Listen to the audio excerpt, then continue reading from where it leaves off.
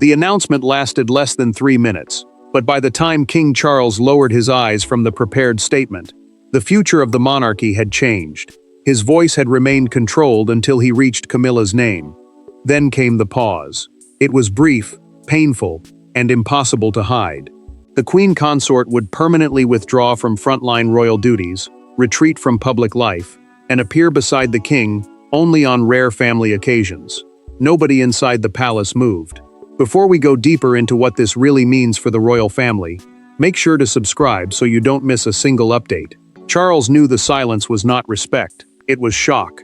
Frontline royal duties meant public engagements, state ceremonies, charity visits, and official work carried out for the crown. By ending Camilla's regular role, the king was not announcing a short rest. He was closing her active chapter within the monarchy and reshaping his reign. The king reached the final paragraph and stopped. He removed his glasses, placed them beside the statement, and stared at words changed hours earlier. An aide asked whether he wished to pause the recording. Charles shook his head. His voice returned, lower now, as he confirmed that damage to the Queen's health and emotional strength made permanent withdrawal necessary. Camilla heard every word from another room. She sat with her hands locked together as the message continued. When Charles said she had served beyond what duty should ever demand, she turned away and pressed her fingers against her mouth. The Queen Consort had agreed to step back, yet the final wording sounded like a farewell. The first draft had promised reduced duties and recovery. Charles crossed out that language and wrote permanent in its place. That word ended speculation and confirmed Camilla would spend most of her future at Ray Mill House, her private home away from palace life. No retirement ceremony, farewell banquet, balcony appearance, or public tribute would mark the end.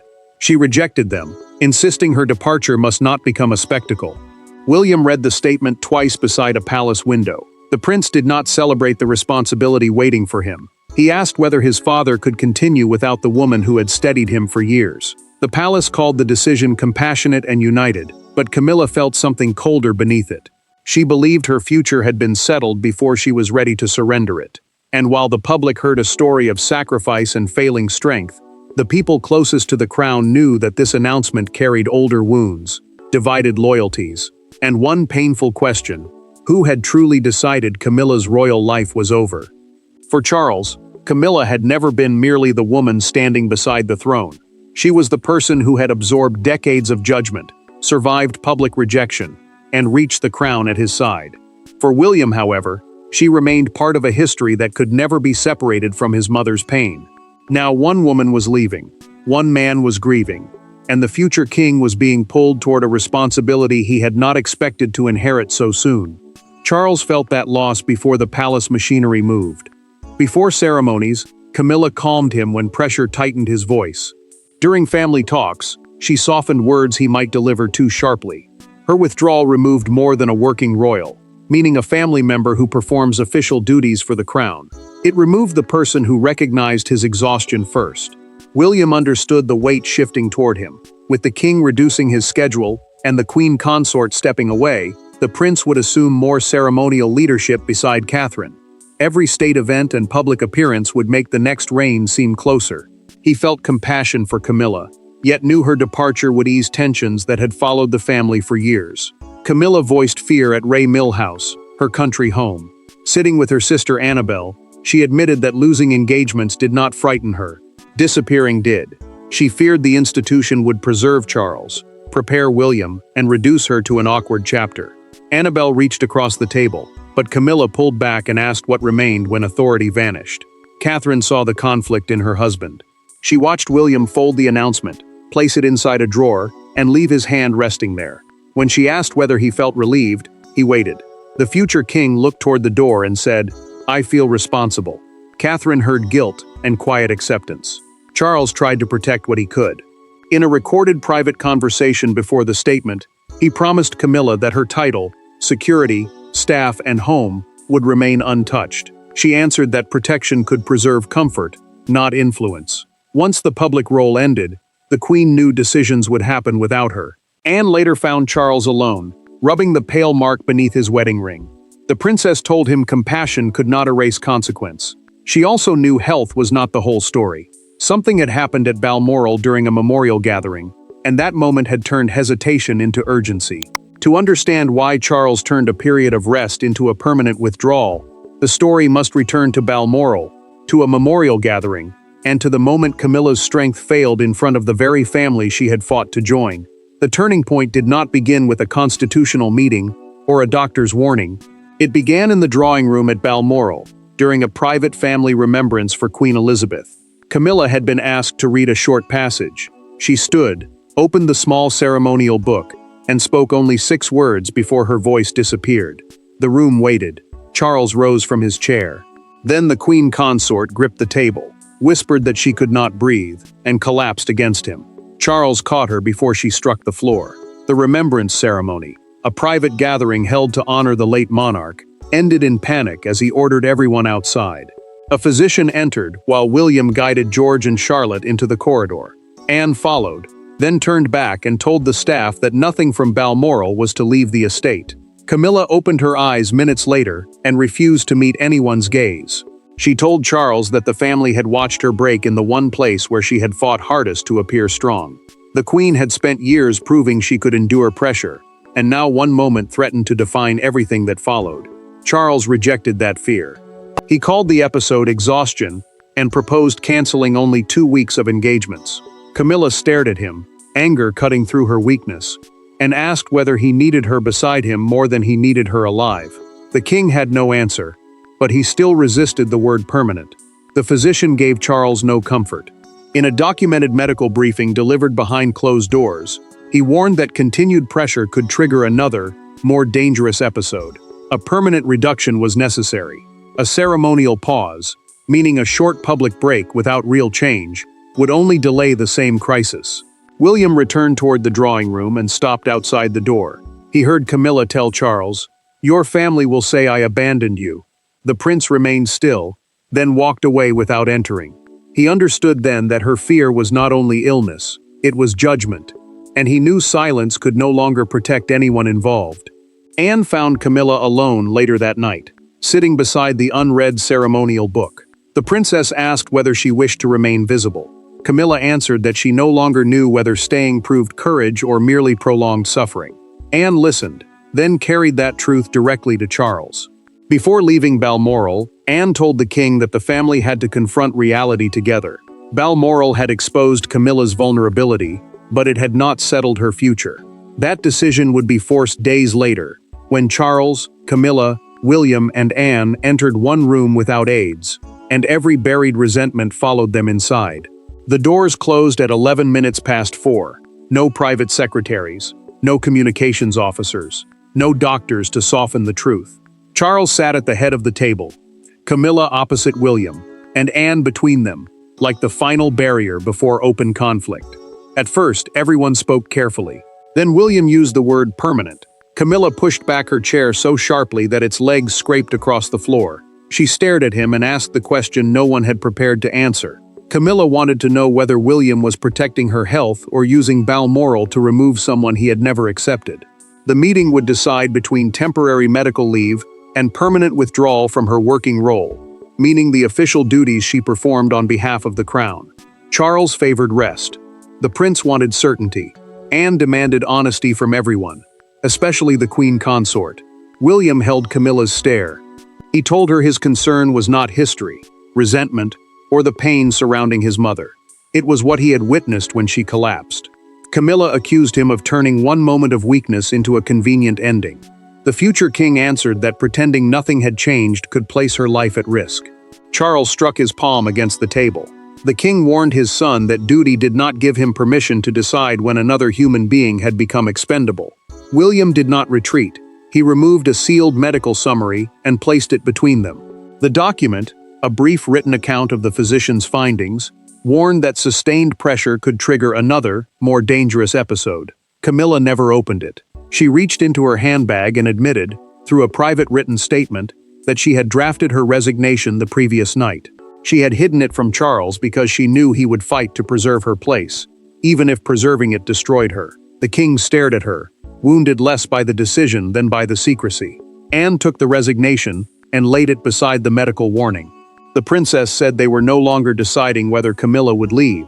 They were deciding whether she would leave with dignity or after another crisis. Camilla looked toward Charles, but he could not answer. No one in the room could pretend otherwise anymore. Charles finally agreed to prepare a temporary announcement. Camilla rose, closed her handbag, and left without looking back. The door shut softly, yet the sound followed the king long after the room emptied. The confrontation settled Camilla's physical future, but not the shape of her departure. That power belonged to Charles, and in the hours that followed, the grieving husband would collide with the responsibilities of the sovereign. Long after the meeting ended, Charles remained at the table. Camilla's unsigned resignation lay to his left. The medical assessment rested to his right. Between them sat the first draft of the palace announcement, filled with gentle phrases about rest, recovery, and an eventual return. The king picked up his pen, crossed out temporary, and stopped. For one suspended moment, he was not choosing between two documents. He was choosing between the woman he loved and the crown he had sworn to protect. Charles alone held the final authority. Advisors could shape the language, and physicians could define the danger, but only the monarch could decide Camilla's public role, household support, and official standing. Senior courtiers warned him that temporary leave would invite months of speculation. Every cancelled engagement would become another question, and every hopeful phrase would create pressure for the queen to return before she was ready. The decision mattered because uncertainty could weaken confidence in both Charles's reign and William's approaching leadership. The king felt the old promise tightening around him. He had once sworn that Camilla would never again face public judgment without him. Ending her duties permanently felt like abandonment dressed as protection. Yet keeping the door open could force her back toward the same strain that had broken her at Balmoral. Camilla read the draft without speaking. When she reached during her recovery, she placed the page on the table and told Charles not to build their future around a return neither of them believed in. The queen said false hope would not comfort her. It would only keep her trapped inside expectations she could no longer carry. Anne entered after receiving Charles's request for a private opinion. The princess warned that indecision was becoming cruelty. Every softened sentence tied Camilla to duties she had already surrendered, and prevented William and Catherine from preparing openly for expanded responsibilities. The crown needed clarity, and the family needed truth. Charles returned to the table alone. Without a secretary present, he replaced temporary leave with permanent withdrawal. Then he added one personal sentence thanking Camilla for protecting the monarchy at the cost of her own peace. The king signed the release, pressed the pen too hard, and left a dark blot beneath his name. Camilla saw the final wording minutes later. She touched the word permanent once, then withdrew her hand. Charles had given the monarchy certainty, but he had also closed a door she could never reopen. By sunrise, the decision was no longer private. Staff schedules changed, patronages were reassigned, rooms were cleared, and Camilla began to understand that royal life can disappear long before the world finishes saying goodbye. The first sign was not a headline. It was an empty diary. Camilla's private secretary entered her sitting room carrying a revised schedule and placed it quietly on the desk. Engagements that had filled the next 6 months were gone. Receptions, military ceremonies, charity visits, and the autumn diplomatic banquet had all been reassigned. Camilla turned the pages slowly, searching for something that still belonged to her. At the very end, one private family service remained. Camilla kept reading, even after there was nothing left to find. Her patronages, meaning the charities and causes supported by a royal figure, had been divided among Catherine, Sophie, Anne, and several outside presidents. Her public office had been reduced to a small private team. The change mattered because a working role creates influence, access, and visibility. Without it, the queen would remain titled, protected, and increasingly absent. An aide began removing briefing folders from the desk. Camilla watched each one disappear and asked whether the revised schedule had been prepared before the announcement. The aide lowered his eyes. His silence told her the palace had planned for her absence while she was still struggling to accept it. Charles tried to soften the blow. He told Camilla that retirement might bring freedom from endless travel, public judgment, and the pressure to appear strong. She answered that freedom chosen under fear did not feel like freedom. The king reached for her hand, but she moved it toward the diary instead. One entry remained untouched. A private service honoring the late queen still carried Camilla's name. The gathering would be closed to the public and centered on family remembrance, not official ceremony. She did not know whether Charles had preserved it as a final gesture or whether someone believed she had requested one last appearance. Catherine's new responsibilities made the loss sharper. The princess would inherit Camilla's literacy initiative, the cause closest to her heart, while joining William at additional state receptions and Commonwealth events. Rather than object, Camilla asked for a private conversation before the transfer became public. William found Charles late that evening in the cleared office. The king held an old engagement card and admitted the palace had adapted faster than his heart could. The prince stood beside him, unable to deny that he and Catherine were already stepping into the space left behind. Then Catherine arrived at Ray Mill House alone. She brought no staff, no papers, and no official message. The institution had already begun replacing Camilla, but Catherine had not come to discuss schedules or patronages. She had come to offer something the palace could never authorize, and something Camilla had never expected to receive.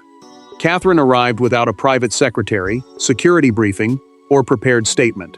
Camilla met her in the small sitting room at Ray Mill House, where no throne, portrait, or ceremonial desk stood between them. For several moments, neither woman spoke. Then Catherine placed a handwritten list of Camilla's literacy projects on the table and promised that none would be erased. Camilla looked at the page but did not touch it. She wanted to know whether Catherine had come out of kindness or duty. Catherine answered without hesitation. She had come because the transfer could not be reduced to schedules, signatures, and palace notices. The literacy initiative, meaning the network of reading projects Camilla had supported through royal influence, carried her personal mark. The princess promised to protect its original purpose, not reshape it into a symbol of succession.